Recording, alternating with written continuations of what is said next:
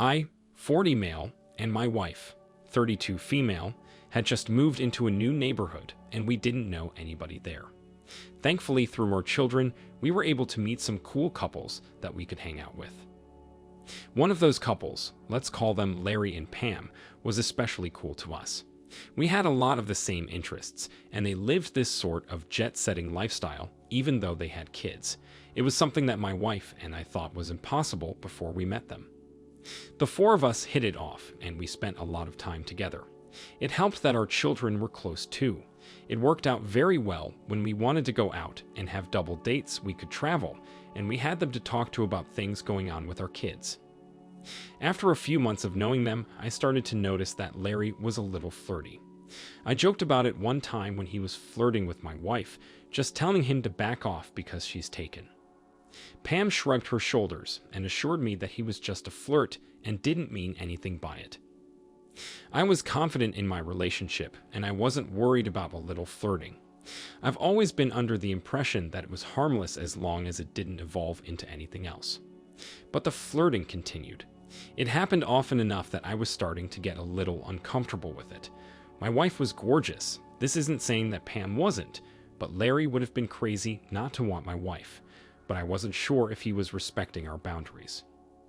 Pam and Larry sent their kids to a summer camp every year, and they were able to convince my wife and I to send our kids to the same one. The idea behind it was if the kids were all away for 2 weeks, we could take a grown-up vacation without them. It honestly sounded great. My wife and I were looking forward to going away with them. We thought that it would be a great opportunity to take time for ourselves and almost have a second honeymoon of sorts. In the weeks leading up to our departure, my wife had been growing a little bit distant. I kind of chalked it up to thinking that she was going to miss our kids while we were gone. 2 weeks away from them was more than we'd ever spend apart, and I knew it would be hard for her. But I noticed that she was making secret phone calls and texting people very privately. I was a little curious about what was happening. The day of the departure came and we joined Pam and Larry at a vacation rental we all went on together. It was right on the beach. There was a jacuzzi tub on the porch, there was a large smoker grill, and we had high-end luxurious accommodations. It was heavenly. The first night that we were there, we bought some beer and wine, and we all sat outside after I manned the grill and got a little drunk. I noticed that my wife and Larry were once again very flirty. I was in high spirits, so I once again laughed it off. I went to bed, and when I woke up the next morning, my wife was not there. When I got up and moved around the house, I saw that she was out by the water in her bathing suit and going for a swim. That would have been fine had Larry not been there with her. He was shirtless in his swimming trunks, standing very close to her. He was clearly looking her over in her bathing suit, and my wife made no effort to divert his gaze. Right away, I walked out and joined them. They both welcomed me as if nothing was going on, which made me feel a little better. I still didn't like Larry ogling my wife, so I practically dragged him back to the house. Later that night, all of us went out dancing. Again, we had some drinks, and we were getting tipsy. On the dance floor, I noticed that Larry was gravitating toward my wife. At this point, I was moving past the laughing it off phase. He was constantly around my wife, and it was rubbing me the wrong way. What was even more infuriating about it was that my wife was letting it happen. He would go over to her and put his hands on her waist, and she would lean into him. Did she think it was me? Was she that drunk? I waited until the following morning to ask my wife about it. She laughed it off and told me that I had nothing to worry about. She apparently didn't even remember dancing with Larry. On the third and final day of our vacation, shit hit the fan. We were supposed to stay at the vacation rental for 6 days, but I ended up having to leave early because I walked in on Larry with my wife. We had gone the entire day without any issues, aside from me catching glimpses of Larry looking at my wife in her bikini. I was happy with what my wife had told me, and I wasn't going to worry about it. But of course, as soon as you let your guard down, you realize that you were right all alone. We wanted to throw some stuff on the grill, so I was out back doing that. Pam was with me and helping to skewer some chicken and vegetables. I hadn't even noticed that my wife and Larry were missing. I ran inside to grab some more meat from the fridge, and I heard some shuffling from the laundry room. I paused and listened carefully to what it was. I could hear what was clearly two people trying to be quiet while having sex. I opened the door right away and saw my wife pinned against the wall with Larry in front of her. They were in the middle of having sex. They were so into it that they almost didn't even notice me walking in. Moments after I opened the door, Pam walked inside to grab some more vegetables and saw them too. She screamed at Larry, and he jumped backward, dropping my wife on the ground. Both of them looked at us like deer in headlights. They never thought we would catch them. I just walked away and went to pack my bags to leave. My wife chased me up to the room and tried to beg me not to leave and to forgive her. She said that he meant nothing. He had just been there at the right time. I had absolutely nothing to say to that. Was the laundry room the right time? It didn't make any sense and I was done with it. I told her to get away from me and she did. I noticed that her phone was on the nightstand in the bedroom charging, so I went through it just to see how long it had been going on. It had been going on for weeks from what I could tell. It seems like she and Larry had been messaging each other about how excited they would be to go to the beach house. Larry told my wife that he was more excited to see her in a bathing suit than anything else. At first, my wife replied saying that it was inappropriate, but he then pursued it more. She ended up confessing to him that she had thought he was attractive, and she didn't mind a little secrecy in her life. They met up once before we all went to the beach house and had sex in our kitchen. I found Pam and I told her about everything I learned through my wife's phone, and she was just as hurt as I was. She and I ended up leaving the beach house together and going back home. The entire drive back, we were talking about how angry we were and how we wanted to ruin their lives. They didn't get to cheat on us and just be happy after. When I got married, my mother encouraged me to get a prenuptial agreement. I wasn't the wealthiest person in the world, but I had received an inheritance before I met my wife, and I had a comfortable nest egg. On top of that, I had a good job that paid me well and gave me good benefits. It was enough so my wife didn't have to work. Our agreement clearly stated that if we were to divorce, she would be given a percentage of my assets, with the exception of if we divorced due to her infidelity or her betrayal of our marital vows. Because she cheated, I could leave her without fear of losing a penny. That was the best thing that I could think of to get her where it hurt. She didn't come home until the following day, which made me question if she was just taking advantage of the time she had with Larry. I told her about how we would be getting divorced and how I wanted her out of the house, and she swore that I couldn't do that to her. She told me that she would have rights and that in our divorce she was entitled to half of everything. It almost seemed like she wanted that all along. I questioned if she ever loved me to begin with. I reminded her about our prenuptial agreement, and I watched the indignation in her eyes fade as she realized she was going to be completely screwed. Pam and I both ended up divorcing our spouses. I didn't have to pay a cent to my wife, and I ended up selling the house.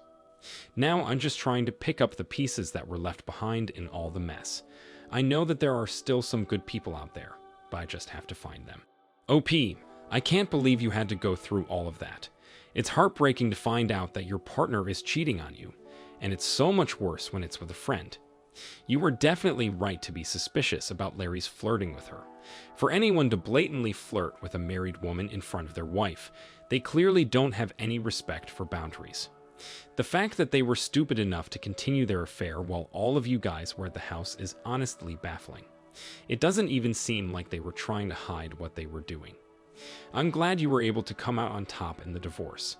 It definitely sounds like she was banking on being favored by the courts. Your mother was smart when she convinced you to sign the prenup. I can't help but wonder if she saw something in your wife that you didn't. I hope that you and Pam can move past this and find new partners that will treat you guys properly. I wish you the best. Now let's move on to our next story. My wife and I met 8 years ago in a bar. She was attractive and single, and so was I. We hit it off, and after that, we pursued a relationship together. She gave me some of the best years of my life. I started a family with her, and I really thought that we were going to grow together. Unfortunately, I found out that she was having an affair with her boss, and because of that, we divorced. It was one of the most difficult things I've ever had to experience, and I just want to find a way to move on from it. But here's the story anyway. We had just bought a house, and we were undergoing a lot of stress with remodeling and moving. On top of that, both my wife and I were working a lot in our respective careers to try to make our way up the ladder. I work as a copywriter, and she is a journalist. She was very close with her boss and all the other employees at the paper she worked for. I know that she saw her boss as sort of a mentor for her when she started. He helped her master writing in her field, and he often gave her special stories to cover that fit her interests. I knew the man well also. He was a widower, and my wife had a lot of sympathy for him because she was worried about him being alone all the time. His children had moved out of the house, and he lived by himself. At first, I thought that the relationship was harmless. Years had gone by, and he was more of a father figure to her than anything else. Finding out that he was the person that she had been having an affair with was beyond shocking. I started to notice that things were off when she was spending more time in the office.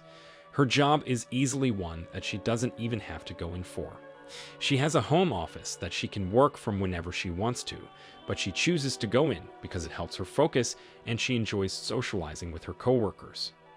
When she told me that she would have to be staying late, I questioned why she wouldn't just come home and work in the office. Certainly, that was better than staying in an office building by herself. She could have had dinner with her family and then went right to work.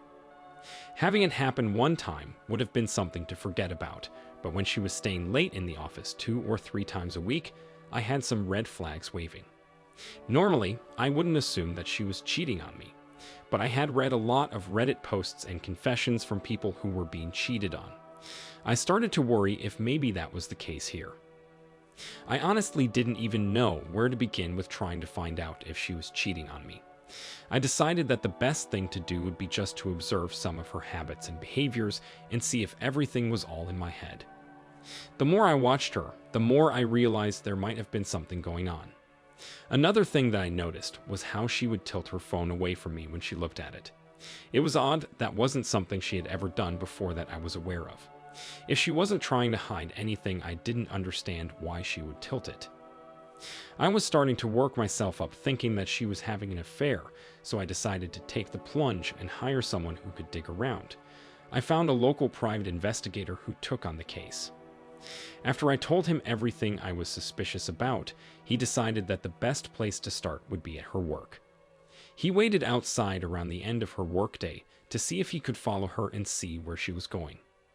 On the second day that he was working, I got a text message from my wife telling me that she would be staying late in the office.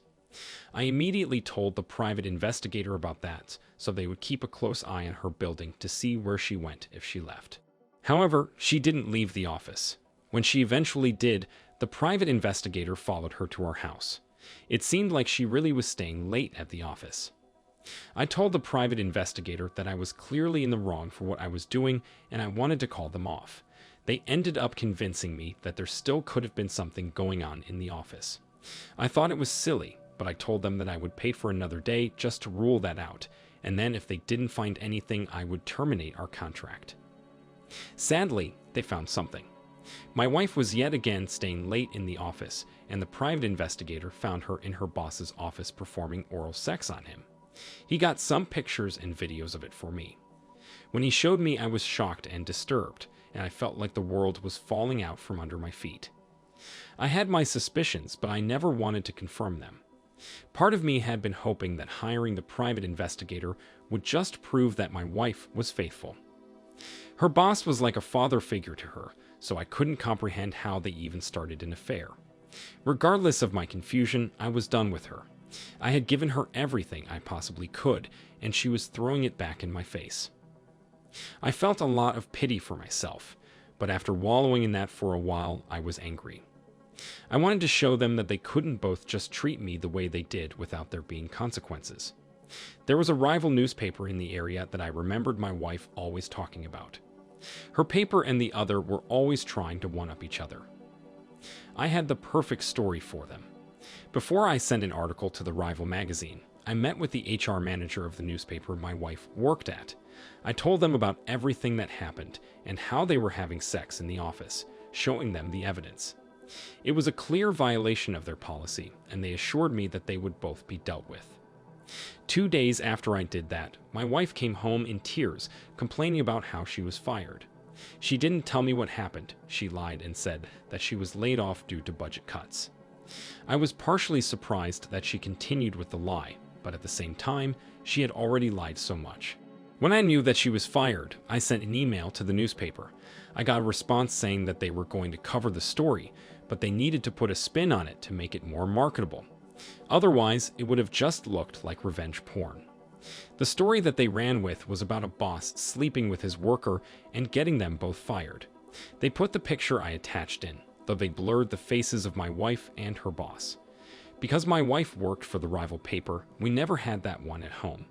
However, that morning I made a special stop to go and grab the latest issue of the newspaper.